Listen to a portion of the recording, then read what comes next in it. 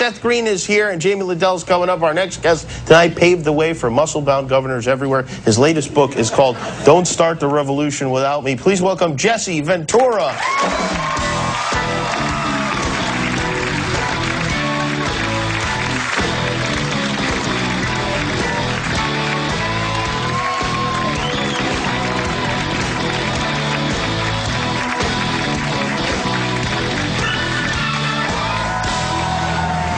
Thank you for coming. Thank you for coming on Belly Flop Night of all nights as a Navy SEAL. I think this is particularly, well, it doesn't mean anything, I guess. But did they have belly flop training as a Navy SEAL? No, we're sneaky. We slide into the water and have no ripples, no effect at all. And really? Of course, Jimmy, we live by the creed that you gotta sleep sometime. Really? Really? And you're right, we do. I do, anyway. I do it almost every night, really. Wow, that's something. You're living in Mexico now, aren't you? Yeah, I live way down, about 850 miles down in the Baja.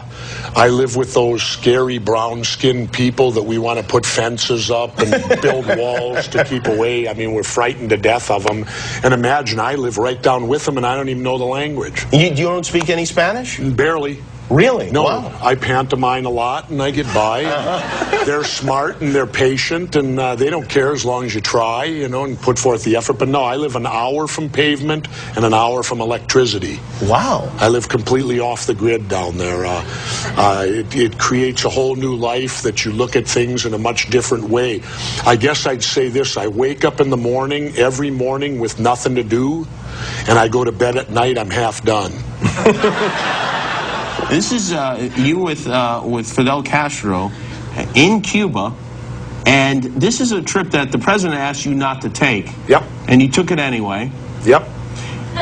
It's, you know what? It's not necessarily a good sign when the president gets involved in your vacation plans. But why did you go to Cuba to meet with Castro? Well, everybody tells us these horrible stories about Castro and Cuba, and you know, I live in this country today. Now I'm 57, and my government's lied to me so much now that they have no credibility with me anymore. So how am I going to learn about Cuba if I don't go there? Believe them?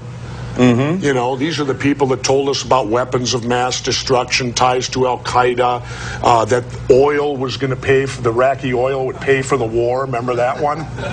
It hasn't. Yeah, it hasn't happened, has it? No, it hasn't. Yeah, and then in my day, Jimmy, it was the Gulf of Tonkin incident, which they now have told us didn't happen either, and that's what got us into the Vietnam War. But do you feel like a casual meeting with Castro can teach you much about him? I mean, isn't it possible that he just put on a nice face for you? I'm sure that he did. Yeah. I'm sure that he did, but you know, it's still a case of, you know, what was interesting was when I first met him, he shook my hand and he told me I was a man of great courage. And I looked at him and said, but how can you say that? You don't know me. And he said, you defied your president to come here. He already knew. Oh, I see. He's got good intel down there. I would think so, yeah. And he's got spies in his beard. And then, of course, I went, the last night there, I went to the Club Havana, and I won the salsa dance contest. You did? Wow. And the best part about it was, I don't even know how to do it. You know, they needed a representative, so I jumped on stage and thought, what the hell, go for it. And then it was halfway through, my interpreter told me I had won. And he said, they're just picking second and third. And I thought, well, how did I really win here? Did this come down from Castro? Yeah, no better way to make you feel comfortable than he's just fixing dance contests all over the country. But I've recovered, you know, and I'll tell on the first time I will admit something right here on your show. January, I had my hip replaced. You did? Yep. In Mexico? No, at the Mayo Clinic up in Minnesota. I had the new thing called hip resurfacing. And already you're up and around, huh? I'm up and around. I'm back playing golf, training, and getting ready for another year of surfing and looking forward to it. But, you know, getting an injury like that has required me to go back in training. So, you know, to get back. So I'm back training hard. And in the near future, I'm going to be training and showing people how to train and the way that they can train and not get injured. In other words, Hulk Hogan had better run like hell. Hulk Hogan has enough problems in his life. You know, as much as I dislike the man personally, I still feel for him because nobody wishes that on their son. No, for sure. You know, the trouble that his son is in, and nobody wishes that on a son. Who will you, Jesse Ventura, endorse for president of the United States? No one. No one? No one. You will not make an endorsement? Who will you vote for? Do you know? No one. No, you're not going to vote for anyone? I doubt it, because if I look at him, Barack Obama's going to raise my taxes. Now, at a time of economic depression, or whatever you want to call what we're in right now, the worst thing you can do is take more money from the private sector and give it to government. That will not get you out of an economic downturn. You need to have more money into the private sector. And what else do you like about McCain? Why don't you like him? McCain, I won't vote for him because he wants to continue this war that I've opposed from day one. And who will you vote for as president of Mexico? I can't vote. I'm not a citizen there. Well, give it time. I have a better idea, though. I found out that the Baja, the Mexicans that live in the Baja, when they cross over to mainland Mexico, they got to clear customs. Really? So they treat the Baja like a territory. So here's my plan, Jimmy. No one will know now either when I tell you. Yeah, we'll keep it I'm going to lead the revolution and become benevolent dictator of the Baja. Well, you know what? Take me with you. I'd be more than happy to be part of the cabinet. And I can solve the immigration problem. They only come up here for financial advantage. When I become benevolent dictator, I'll legalize pot. Imagine what that'll do to tourism. What will happen to tourism then? I know it'll be tremendous. We will make it the Amsterdam of the West. Well, to help fund Jesse Ventura's campaign, buy this book. It's called Don't Start the Revolution Without Me. Jesse Ventura, everybody. We'll be right back. Seth Green is here with the belly flop competition finals. Be right back. Welcome, ladies and gentlemen. It is already the 20th day of May 2008, and we are going straight into a big interview right here at the start of the show. He'll be with us for the next 40 minutes.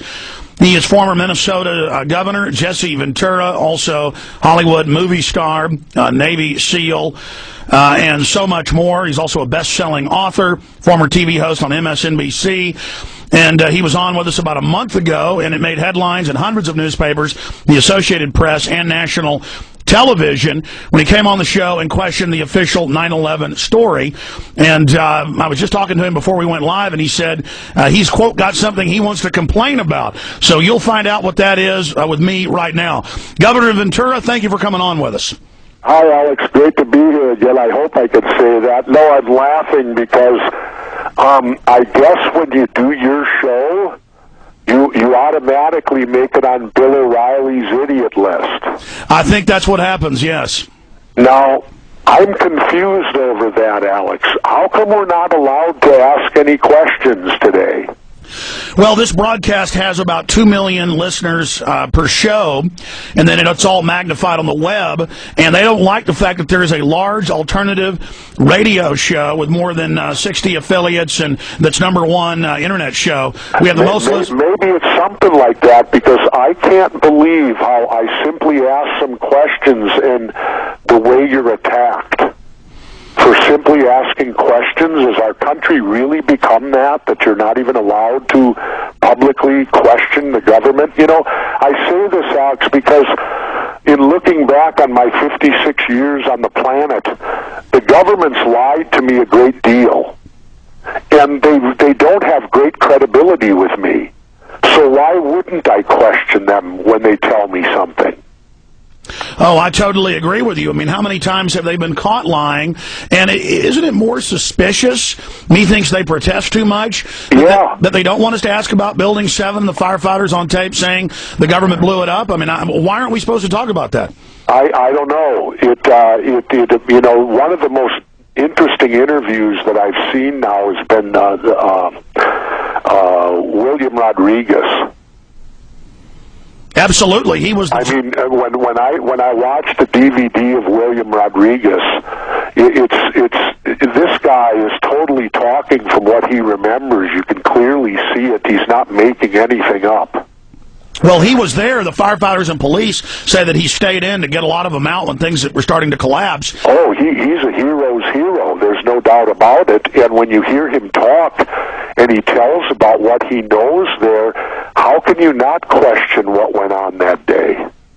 Well, that was my first question. What do you think of the massive media attack that you have gone through for simply asking a question? They never address what you actually said on the show, and the majority of Americans in polls have the same questions. It's all that you're bad to ask those questions. Well, it's been pretty eye-opening, to say the least, that, you know, if you do ask a question out there, it's like you're not allowed to today. And that's what really troubles me the most, is this attitude. Is it, Alex, the fact that, and here's